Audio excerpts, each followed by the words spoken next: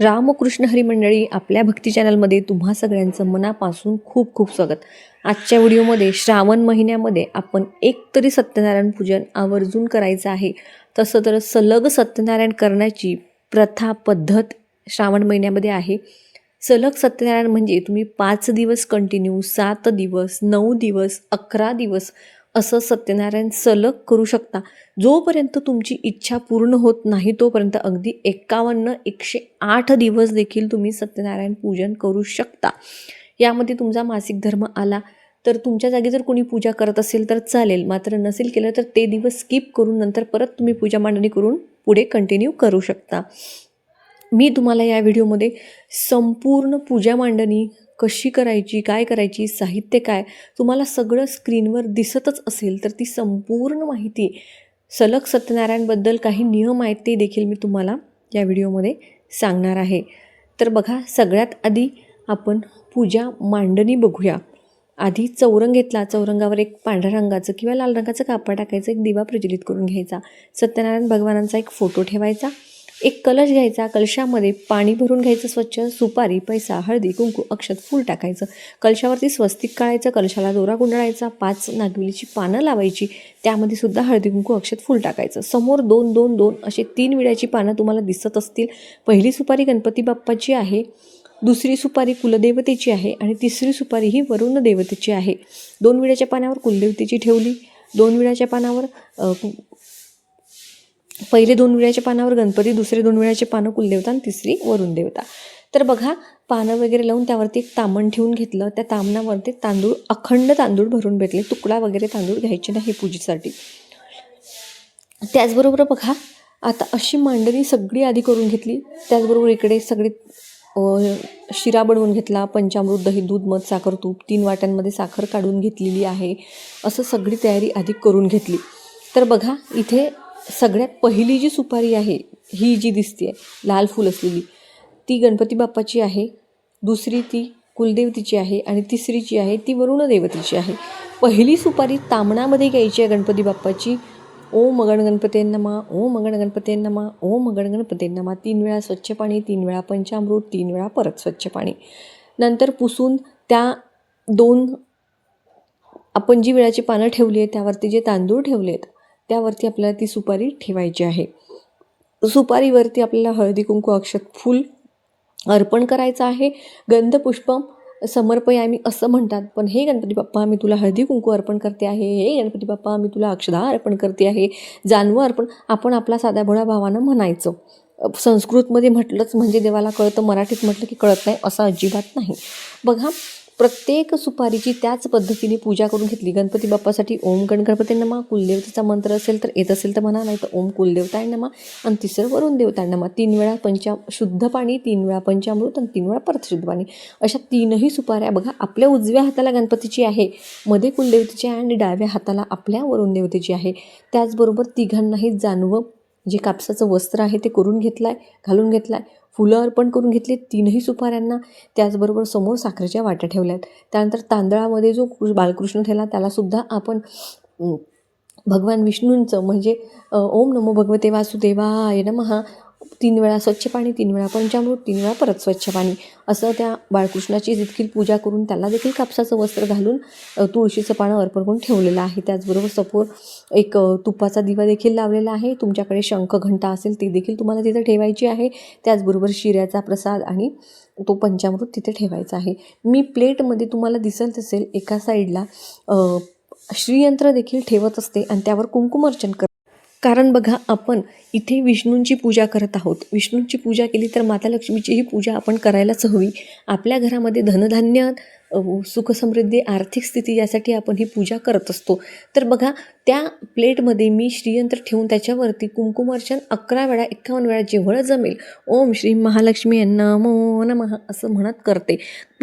पौर्णिमेच्या दिवशी भगवान विष्णूंबरोबरच जर आपल्या हातनं माता लक्ष्मीची देखील पूजा घडत असेल तर यापेक्षा दुसरं चांगलं भाग्य कुठलं नाही. त्यामुळे माता लक्ष्मीला देखील तुम्ही तिथे कुंकुमार्चन करू शकता. तर बघा, तुमच्याकडे जर श्रीयंत्र असेल तर तुम्ही एखादी सुपारी माता लक्ष्मी मांडून त्यावरती देखील कुंकुमार्चन करू शकता. ते कुंकू तुम्ही तुमच्या जे महत्त्वाच्या कामाला जातात तेव्हा लावू शकता, किंवा मासिक धर्माचे सोडून स्त्रिया रोज देखील ते कुंकू लावू शकतात. आपल्या मुलांना, पतीला देखील तुम्ही ते लावू शकता. आता बघा, तुम्हाला चित्रामध्ये सगळी पूजा दिसत असेलच. अशी पूजा आपल्याला पहिल्या दिवशी मांडायची आहे. दुसऱ्या दिवशी आता तुम्ही सलग सत्यनारायण जेव्हा करणार तेव्हा बघा, 5 दिवस जर करत असाल तर अजिबात पूजा हलवण्याची गरज पडत नाही. पण 7-8 दिवसांनी कशी पानं खराब होतात, मग तिथे धूळ जमते, तर तसं नाही करायचं. बघा, जर तुम्हाला तांदूळ जर चांगले असतील, गहू चांगले असतील तर तो कलश हलवायचा नाही. पण पानं खराब झाले असतील तर ते तुम्ही बदलू शकता. समोरची जी पानं आहेत ती रोज तुम्ही रोज म्हणजे जेव्हा खराब झाली तेव्हा तुम्ही ती बदलू शकता. निर्माल्य रोजचं रोज काढा. आणि रोजच बघा, तुम्हाला रोज त्या 3ही सुपाऱ्या ज्या आहेत आणि बाळकृष्णाची जी मूर्ती आहे त्याला रोजच तुम्हाला अभिषेक देखील करायचा आहे. एक दिवस केला म्हणजे काय, सलग सत्यनारायण म्हणजे फक्त जो तुम्ही पाट ठेवला आहे, जो तुम्ही चौरंग ठेवला आहे तो तुम्हाला हलवायचा नाही. बाकी तिथली सगळी पूजा, सगळी स्वच्छता तुम्ही रोजच्या रोज देखील करू शकता. पानं जेव्हा खराब झाले, धान्य खराब झालं तेव्हा तुम्ही ते बदलू शकता. पण ज्या महिलांना 5 दिवस करायचं आहे, 7 दिवस करायचं आहे, तर 5-7 दिवसात काही पानं वगैरे खराब होत नाहीत. ज्या महिलांना 51-108 दिवस करायचं आहे तर त्यांनी नीट तिथली स्वच्छता करूनच रोज सत्यनारायण पूजा करावी. तर रोज तुम्हाला शिरा बनवायचा आहे का, तर हो, दररोज तुम्हाला शिरा बनवायचा आहे. 1 चमचा रवा घेऊन शिरा बनवा. 2 घास होतील एवढाच बनवा, पण आवर्जून बनवा. कारण ह्या पूजेमध्ये शिऱ्याला अतिशय महत्त्व आहे आणि तो प्रसाद आपल्या घरातल्यांनीच खायचा आहे. बाकी बाहेरच्यांना कुणाला द्यायचा नाही आहे.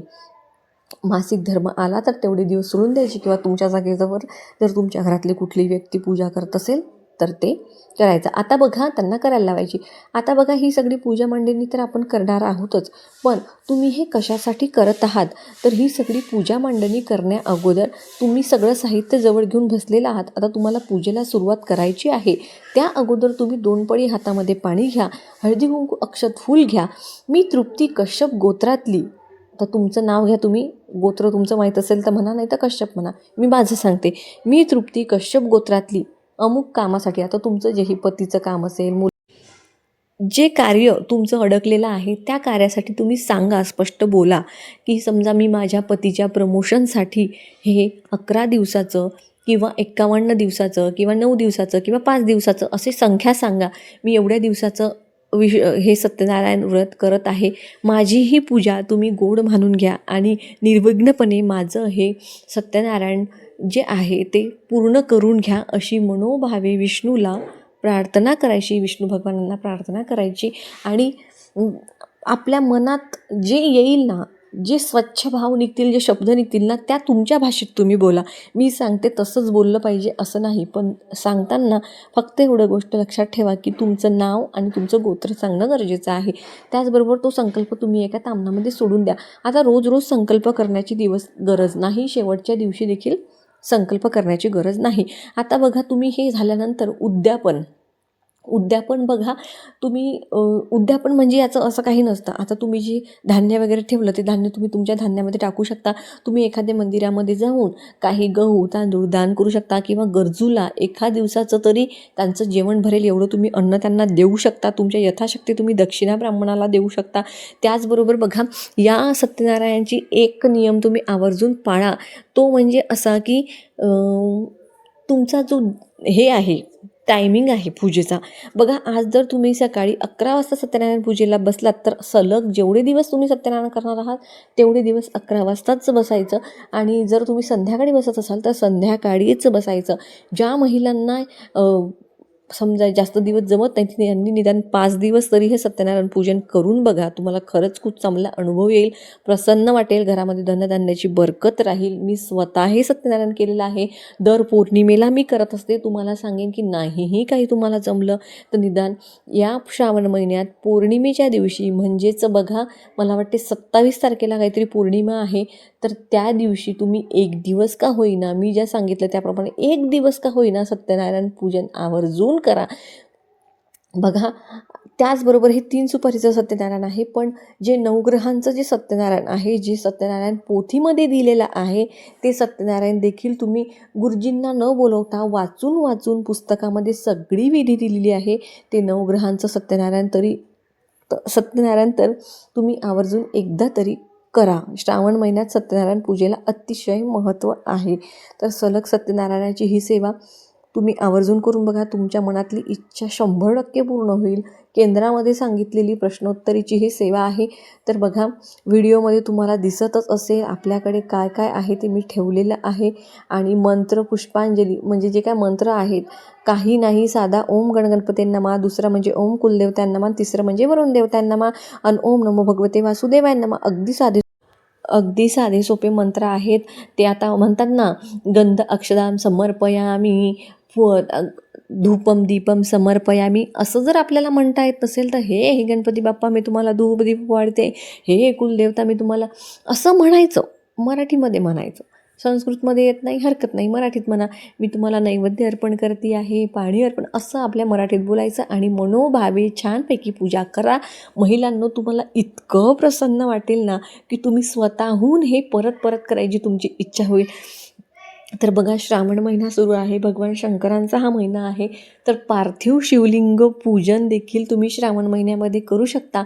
जर पार्थिव शिवलिंग पूजन तुम्हाला कुणाला करायचं असेल आणि त्याची माहिती जर सविस्तर तुम्हाला हवी असेल, नियमांचं पालन करून तुम्हाला करायचं असेल, तर तुम्ही मला नक्की सांगा.